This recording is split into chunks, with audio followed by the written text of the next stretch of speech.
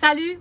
Nous, en tant qu'anciens restaurateurs, on adore aller au restaurant. C'est notre dada, comme certains pourraient le dire. Et on a un budget alloué, bien sûr. Un tiers de notre budget est pour aller dans les restaurants. Donc aujourd'hui, on va vous présenter notre top 5 des restaurants et des places où on est allé dans l'Est du Canada.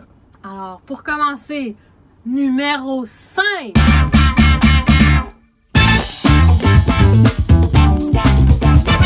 Numéro 5, c'est un superbe restaurant sur le bord de l'eau à Nouvelle-Écosse. Ça s'appelle Shaw's Landing et c'est tout à côté de Peggy's Cove, qui est l'endroit le plus photographié au Canada.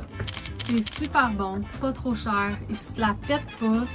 Nous, on a mangé un fish and chip qui était aussi gros que ma tête.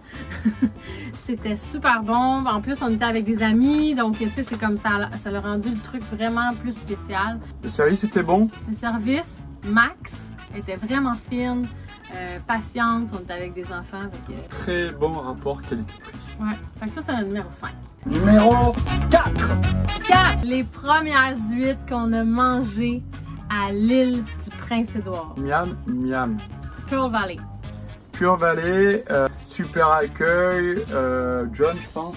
Ouais, il nous a même laissé dormir parce qu'on est en van, hein? Il nous a même laissé dormir dans son parking, c'est une ferme. Ouais, c'est un des seuls producteurs qui vend sur place. Tout à fait. Habituellement, tu les achètes, tu les manges chez vous ou tu manges dans un restaurant, mais là, c'était vraiment directement à la source. Il faut vraiment savoir quelque chose qui est absurde et sur lequel les gens devraient travailler. C'est que la plus grosse partie des huîtres au Canada sont faites à l'île du Prince-Édouard et pourtant très peu de place pour manger des huîtres faites récoltées localement sur place. Ouais. Donc ça commence à venir un petit peu, mais c'est très rare.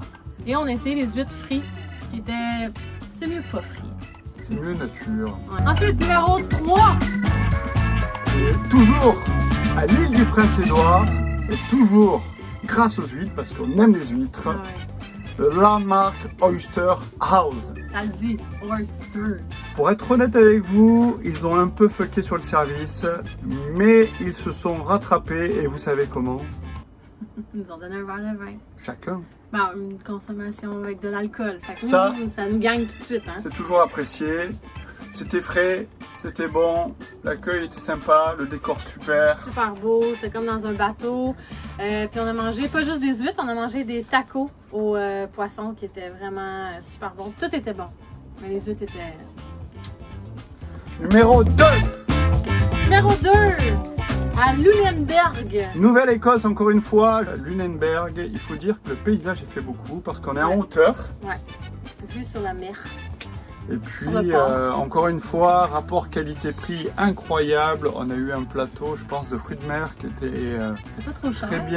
très bien garni, avec du crabe qui, vous savez ou vous ne savez pas, coûte très cher. C'est la première fois pour moi que je mangeais du crabe. Pour moi aussi, parce que cher. c'est trop cher. Oui. Et là, 60 $, un bon plateau, 2 bons cocktails, un chacun, bien sûr, on n'abuse pas. Et donc, magnifique vue, service sympa, Super bouffe service. très agréable, très Ouais. bien. Même Théo aimait ça. Et enfin, Numéro 1! Faut pas aller trop loin pour le numéro 1. on retourne au Québec. La cantine côtière La cantine côtière de par Colombe-Saint-Pierre. Colombe-Saint-Pierre. C'est resté dans notre tête tout le long du voyage en l'Est, tellement qu'on est retourné quand on est revenu. Donc on y est allé 2 fois, une fois à l'aller, une fois au retour. Et on a même fait une déviation de 2 heures au retour pour y aller, parce qu'on est comme ça, nous, quand on aime, On on aime. compte pas. C'est style cantine, donc il n'y a pas de service, mais la fille, tout le staff qui est là sont tous super gentils. Grande cuisine, les prix sont un peu plus chers que dans les cantines régulières, mais c'est normal. C'est travaillé. C'est énormément de travail.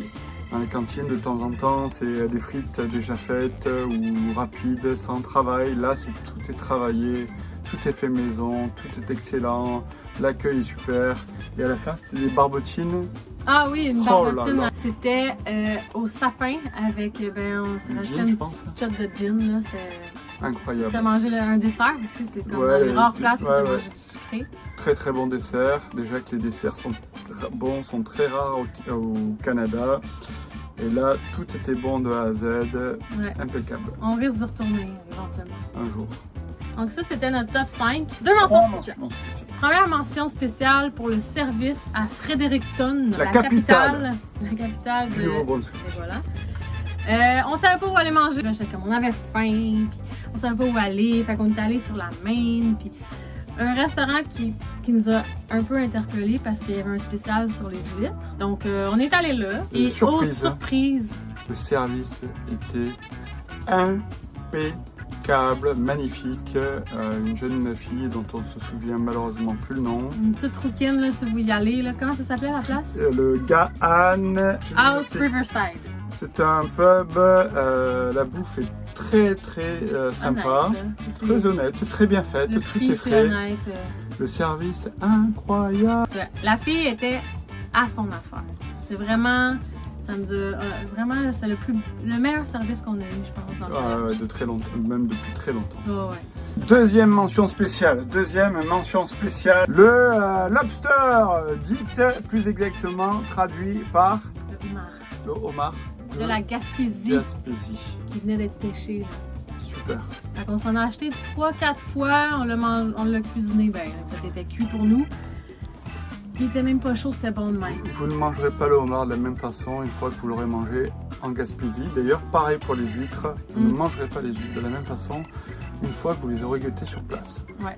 Mais le homard était comme vraiment énorme, il y en avait vraiment beaucoup, puis c'était vraiment frais, c'était bon.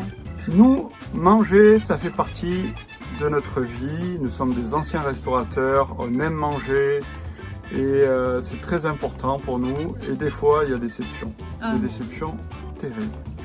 Et on n'aime pas ça négatif, mais là, On a comme eu l'impression de se faire rire de nous. on s'est fait rire de nous. 90 $ pour de la bouffe de merde, servi dans des ustensiles en carton.